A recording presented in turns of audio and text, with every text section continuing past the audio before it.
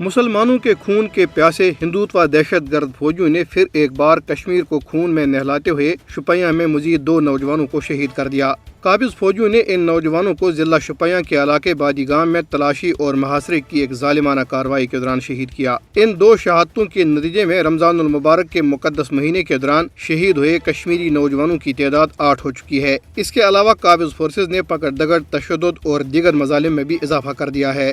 کل جماعتی حریت کانفرنس کے محبوس نائب چیئرمین شبیر احمد شاہ نے کہا ہے کہ جنوبی ایشیا میں امن اور ترقی کے لیے تنازع کشمیر کا تصفیہ ضروری ہے۔ انہوں نے اقوام متحدہ سے مطالبہ کیا کہ وہ مسئلہ کشمیر کے حل کے لیے اپنی قراردادوں پر عمل درآمد کرائے۔ شبیر احمد شاہ نے نئی دہلی کی تہاڑ جیل سے ایک پیغام میں کہا کہ نریندر مودی کی ہندوتوا بھارتی حکومت مقبوضہ جموں کشمیر میں اپنے تمام مذموم منصوبوں کو بروئے کار لانے کے باوجود کشمیریوں کے جذبہ آزادی کو دبانے میں ناکام رہی ہے۔ انہوں نے کہا کہ کشمیری جموں کشمیر کی آبادی کا تناسب تبدیل کرنے کے مذموم بھارتی ایجنڈے کو ناکام بنانے کے لیے پرعزم ہے۔ شبیر احمد شاہ نے کہا کہ نئی دہلی کشمیری عوام میں دراڑیں پیدا کرنے میں بری طرح ناکام ہو چکا ہے۔ انہوں نے کہا کہ بھارتی سازشیں کشمیریوں کو آزادی کی جدوجہد سے باز نہیں رکھ سکیں گی۔ پیس اینڈ کلچر آرگنائزیشن کی چیئرپرسن اور جیل میں بند کشمیری حریت رہنما محمد یاسین ملک کی اہلیہ مشال حسین ملک نے کہا ہے کہ بھارتی وزیر اعظم نریندر مودی کشمیری پنڈت برادری کے نمائندوں کے ساتھ ملاقاتوں کے لیے مقبوضہ کشمیر کا دورہ کرنے کا منصوبہ بنا رہے ہیں، جس کا مقصد کشمیری مسلمانوں کے خلاف پروپیگنڈے کو آگے بڑھانا ہے، جیسا کہ فلم دی کشمیر فائلز میں دکھایا گیا ہے۔ مشال حسین ملک نے اسلام آباد میں ایک بیان میں کشمیری عوام پر زور دیا کہ وہ فسطائی بھارتی وزیر اعظم نریندر مودی کے مقبوضہ علاقے کے دورے کے موقع پہ 24 اپریل کو یوم سیاہ منائیں۔ انہوں نے کہا کہ بھارتی ظلم و ستم کی وجہ سے مقبوضہ جموں کشمیر لہو لہاں ہے۔ انہوں نے مزید کہا کہ بھارت نے 7 دہائیوں سے زائد عرصے سے کشمیریوں کا پیدائشی حق خود راجت دبا رکھا ہے